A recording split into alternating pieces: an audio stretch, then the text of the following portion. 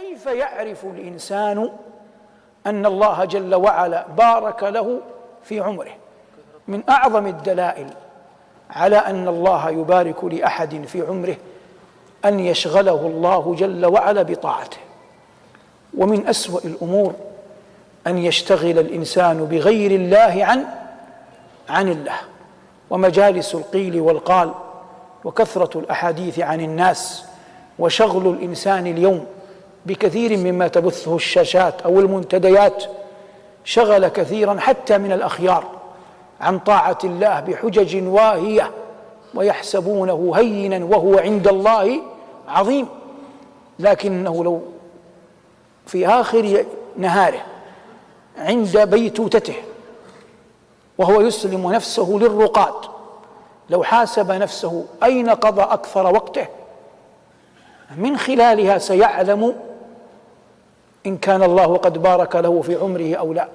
في ذلكم الزمن الذي كانت فيه الطرقات وعرة والأوقات شحيحة، يقول صلى الله عليه وسلم: من أصبح منكم اليوم صائما قال أبو بكر أنا، قال: من أطعم اليوم منكم مسكينا قال أبو بكر أنا، قال: من تبع منكم اليوم جنازة قال أبو بكر أنا. وذكر أمورا اجتمعت في الصديق رضي الله تعالى عنه وأرضاه في برهة من نهار وضحا من وقت، لأنه رضوان الله عليه وهو خير الأمة بعد نبيها آتاه الله بركة في العمر وعلمه أين يقضي وقته وإلى ما تخطو قدماه.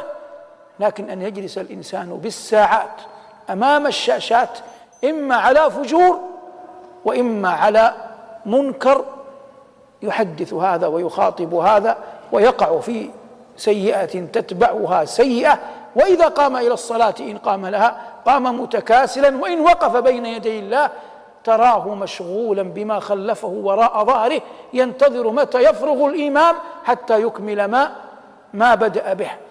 ونحن نقول: إذا وقر حقا عظمة الله وقرت حقا عظمة الله في قلبك، استحييت أن تشتغل بأحد غير شيء يقربك إلى الله.